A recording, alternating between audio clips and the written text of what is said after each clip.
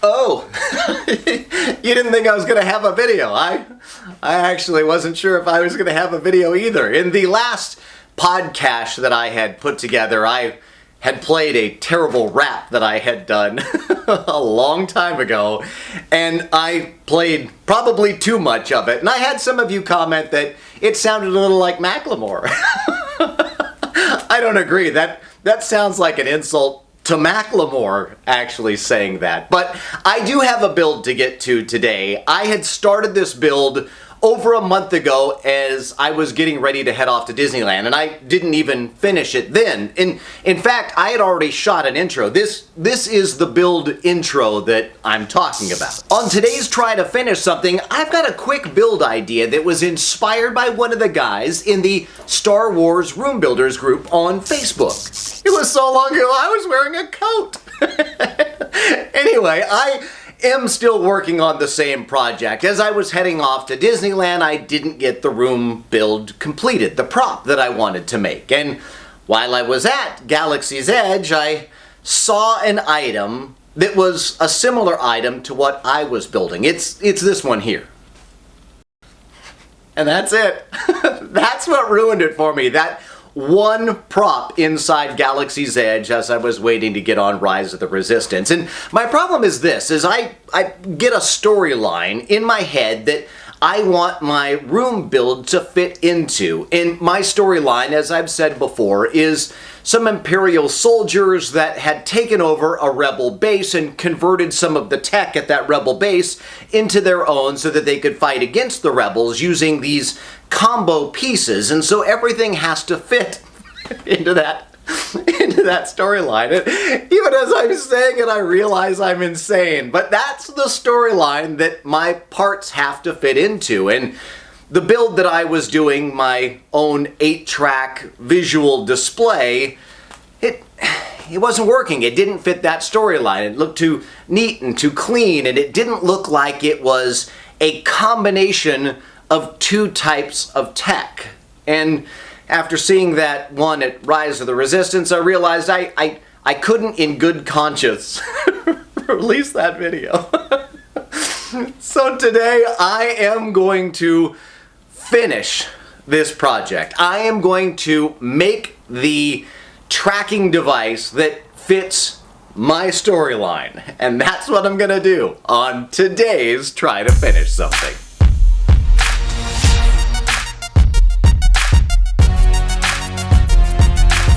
So here is how this build all started. This non-working 8-track player was left in the garage of the house that I bought years ago, and I never knew what the plan was for it until I saw a build that Steve Prohaska did in the Star Wars Room Builders community group on Facebook. And it was beautiful, and it was so simple. He just cut a slot in the top of the player, dropped in some scored clear acrylic, lit it from underneath, and then just made some mods to the front, and he was done. I needed a quick project, and this seemed perfect. What I wasn't thinking about at the time was, I am completely insane. In the beginning, things were going well, just taking apart the deck and dreaming about my upcoming trip to Disneyland. I was doing my best to hang on to random parts because I had no idea what would and wouldn't be needed. I knew most of the electronics were going because they were just taking up space. Except I had to figure out how to keep enough of the stuff so that the things like the 3-slide adjustment switches in the front would still slide up and down. Well, I'll figure all that out later. Just plowing ahead with the dismantle. Some of the screws were so old and shot and stripped that I had to Dremel the heads off of them to take it apart. I knew I wanted to make a new faceplate for this using my Glowforge, and I knew it was going to have to fit just perfectly, so it was off to measuring and sketching out my plans. Remember, at this point, I am still considering this easy, and I'm making air quotes as I say that. Once I had my plan, it was off to the Glowforge, and I also cut out a piece of frosted acrylic that would be a placeholder insert while I wait for a future upgrade. I'll give you more information on that later. And I cut some styrene sheets lovely color to make sure that the sizing was right on that front panel before I committed to cutting this all out of acrylic. Later, I will waste way more acrylic than I ever thought I would, but my intentions started out good. So it was time to figure out the base color of this face, and it was time for some sanding.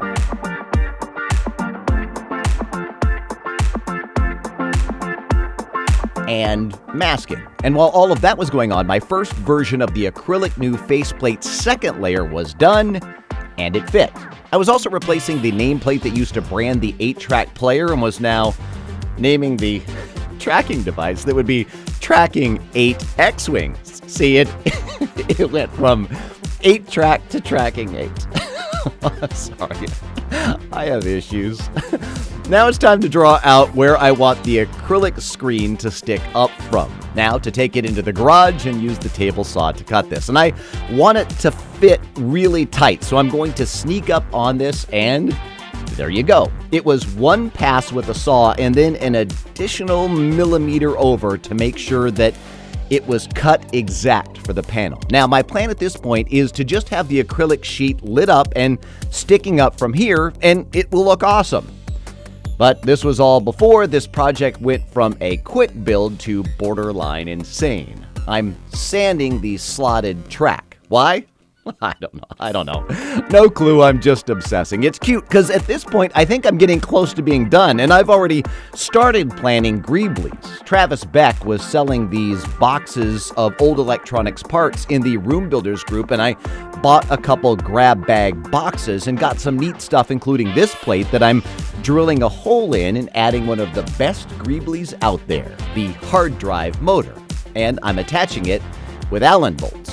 I also did a fair amount of sanding to the box, and I painted it gray. I only had a gloss, but it will get covered with so much and weathered it won't be glossy in the end. And I painted the face an army green color and the face plate cover just black. And this is when I thought I was almost done, and I was just going to go ahead and super glue this on. And now, here's the secret and more of my insanity. This is now after Disneyland, and I have completely changed my mind and the direction of this build when I saw that tracker in the park. But I keep wearing the same green shirt so that you think it's the same day, and this didn't actually take weeks to do. Yes, the same shirt for weeks. I would just leave it in my build room and keep putting it back on every time I would come back in to work on this. And as I'm saying this out loud, I'm realizing I probably shouldn't have pointed that out and not shared that at all.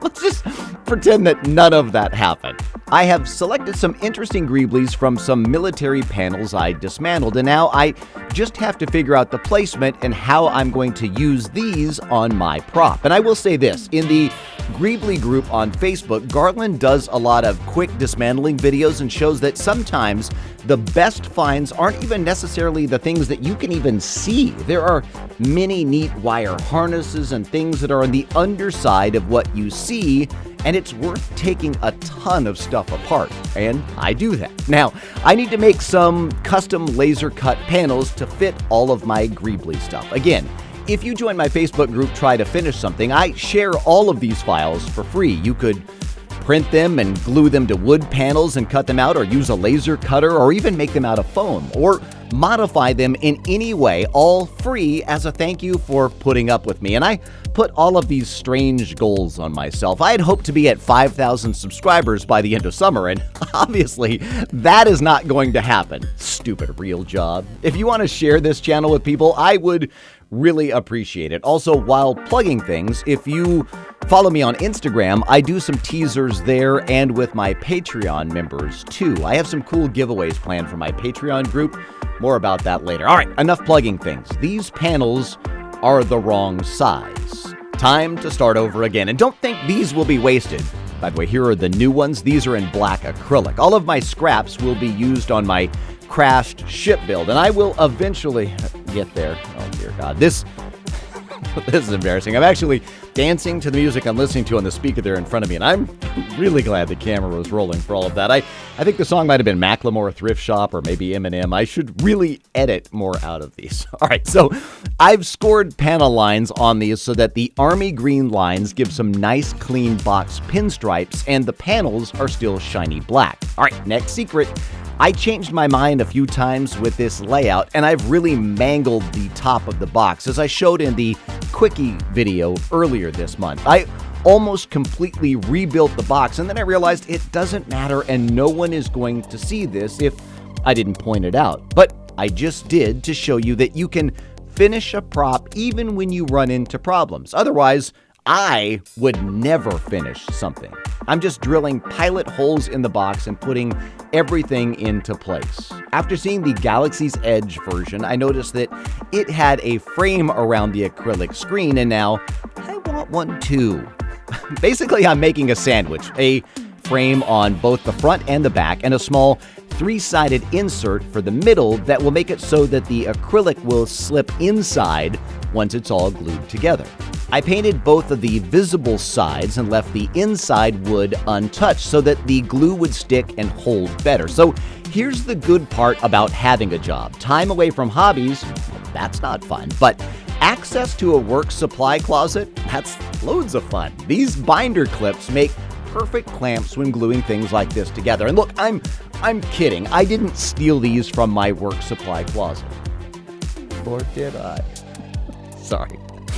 I'm sidetracked again. I am obsessed. I saw some wood grain, so what I'm doing is I'm giving this a coat of Bondo putty, and I'm going to sand this and paint it all over again.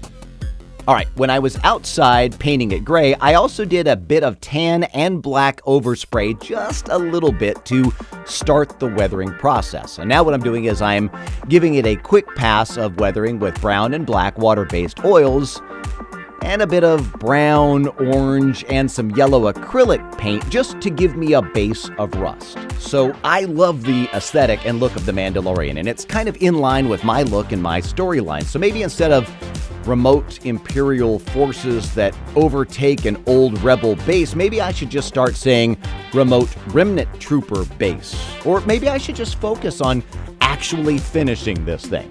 Okay, to hold the strip of LEDs on the inside under the clear etched acrylic, I need a shelf that will hold that clear acrylic and that I can mount the LEDs to, just like this. And it worked.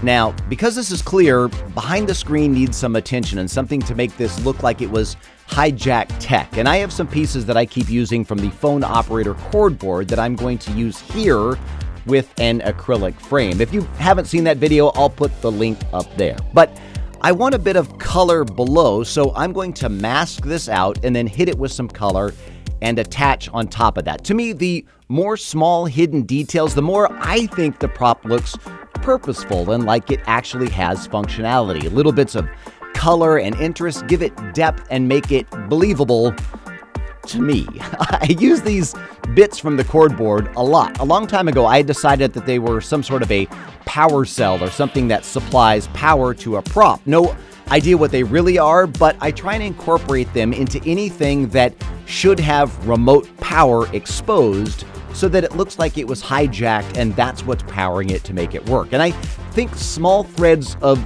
unity like this also help sell a story across multiple builds that are supposed to be from the same universe. Or again, I don't know, maybe it's just me. I'm just attaching those supports that I made that will help sell the realism of the tracking screen. The prop at Disney had something similar. Now, earlier I was talking about the videos that Garland does and the cool stuff that is inside of objects that add interest to a piece. And I found this next item in a military communications board, and it looks like a wire terminal used to add wire junctions to a piece of equipment. But I love the look of the random wires and harnesses, and I think it helps sell my hijack tech story. And my issue with it is it's brass and clean, but I will fix that later. I am already at 9 hours of footage, and I don't even film everything. And I'm really sorry that this video is so long, but did you notice I'm still wearing the green shirt so that you think it's all happening in the same day? Are you fooled? All right, I have these bundles of wires and things that I want exposed to make it look like this tech was reworked and made to track Rebel craft instead of Empire. See, I would assume they have different tracking signatures and would need to be reworked so that they could pick up the other ships. I know. Less story, more finishing. I love the way these exposed wire brackets look, but they are too clean, but I love the idea. All right, let's assemble everything to the faceplate. I made a bunch of backside brackets that will hold on to things like the LEDs, and they are made to just barely be wide enough to get an LED to slide in. And I am making another acrylic frame to hold that piece of acrylic where the 8-track would normally be inserted. Same way, 3 sides and the acrylic slides in. And I know I shouldn't spend too much time on it because it's temporary. I had ordered something for this and it's just not here yet. That will be part of this tracking device's upgrade in part 2. Now, I want to put in all of the LEDs. I know. If this little acrylic insert is temporary, why are you going through all of the trouble of adding an LED strip to the bottom of it? I have no idea. I'm just taking some black Gorilla duct tape and using it to hold in the LEDs and to cut down on the light bleed from this strip. And again, I designed it to use the regular screws and holes that were already in the face of the 8-track molded front. And I already know what you're thinking, but if it's temporary, I get it all, but why are you spending so much? And I honestly don't know. I don't know why I obsess over these kind of details. All right, moving on.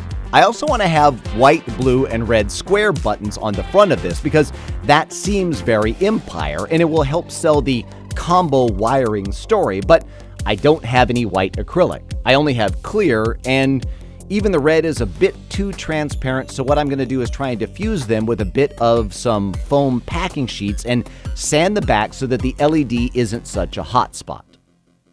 Crap, I'm trying to glue these with super glue, and I don't want to use a lot of glue because it bleeds over the button and you can see it when it lights up. Let me try and get this one out and remake these a little bit bigger so that they'll be more of a pressure fit. So that was brilliant. I just shattered the entire faceplate. Who would have thought that applying pressure with pliers and torquing a half-centimeter piece of plastic would cause issues? All right, deep breaths. At this point, I want to throw this entire thing out the window, and I'm getting very frustrated, but I'm still wearing green, so at least it seems like I've only wasted one day, right? All right, it's okay. There are things that I didn't like that could be improved with that faceplate. It had no mechanical connections and was just held on by glue, and I'm not a fan of that. So I am going to have to remake it. I will remake the buttons to fit tighter, and I have an idea to use a shipping sticker label on the backside to help hold the buttons in and to also add more diffusion and white to the back of the buttons. Maybe this all happened for a reason so that I could improve everything. Or maybe it was just because I'm impatient and I should have taken my time. Either way, here I am. Okay, I do like that button array better. Now let's do the same to the label badge insert at the bottom here too.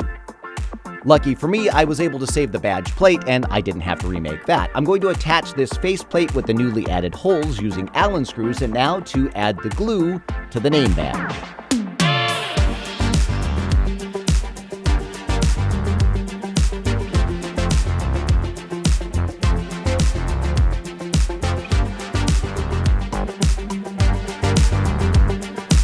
Add the original on-off switch that I will probably reuse, and it's time to add the first greebly I made weeks ago when I thought this video was almost done. Going to add a little bit more wiring to the front to tie in the bracket to the side to the clump of the wires on top. Okay, there is no way this is going to be 100% finished in this video. I have an upgrade plan for the front. I think I'm going to do that, wire up all of these LEDs, and greebly up the back side of this, which I haven't even started, in a try to finish something quickie after this one. Crap. I just realized I haven't even weathered this, and I really wanted to see it weathered, but I have to at least add the LEDs for the tracking screen. Maybe I'm just going to add those and I won't weather it. All I really have to do is to stick it to the shelf that I made on the inside, and I will use that same black tape trick to kind of taco around it to, again, help with the light leakage. Sorry, that's such a gross word, leakage. All right, moving on. I have no time for stupid comments. Crap, and I can't do it. When I was on a call with Kelly Stern and Ado and Dennis and Brian and David and Sketchy Guy and Ron, they were all making fun of me, one, because I hadn't finished anything, and two, because I can't leave something clean, and I can't do it. I can't end this video without weathering this thing. Here I go. First, I am making a rust color, some orange, brown, green, black. I'm just eyeballing it until I like the color. Now add a little bit of baking soda for texture, and this will be the start of my rust and will be the texture base to help sell the effect. At first, this is going to be over the top and you're going to hate it, but I will show you how to fix it. I'm just adding this to some edges, and if you really study rust, and I know it's probably just me who does that, but you start seeing how it works and where it builds up. I'm trying to find places that the paint would have worn off from hands on the machine and pressing buttons, and that stuff would expose the metal and rust would begin. I am also going to lightly dab straight orange sparingly on those same spots.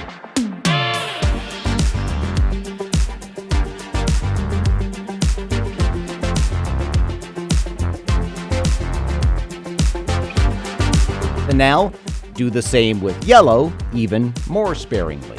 And I'm just using my finger to dab and blend the paints together here and there. Again, if you're doing this, it will be over the top. We'll fix it. I'm now using the same colors and a brush to make some rusty drip lines from some of the rust spots.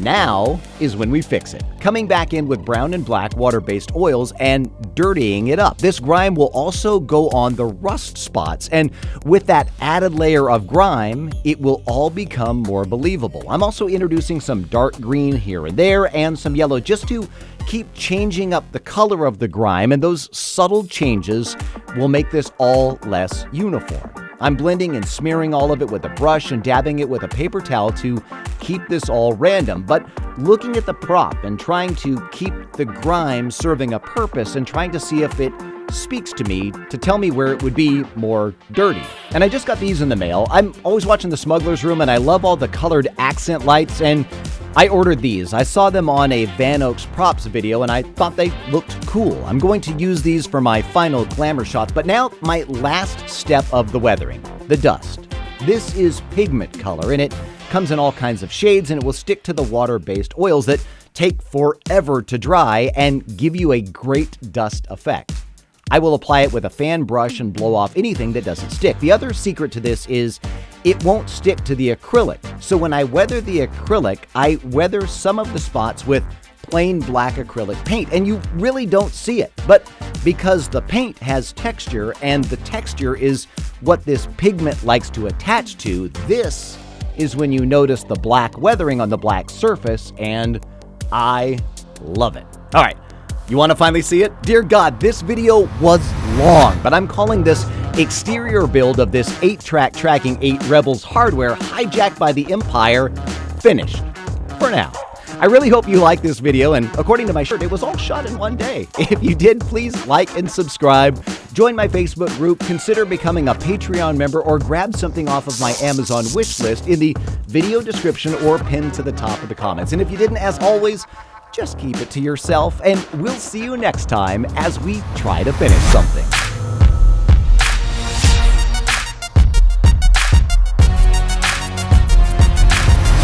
Come on, these Novastella colored accent lights make these shots look amazing. The prop, yeah, it's okay too. Ooh, this one. I love the texture that baking soda has on that bracket. I will put the link for the Novastella lights in the video description. I like them so much I contacted them on Instagram, and they gave me a 10% discount code. If you type in TTFS, you'll get 10% off. I'm going to use that same code to buy more myself. Thank you for the tip, Van Oaks Props, and thank you for watching.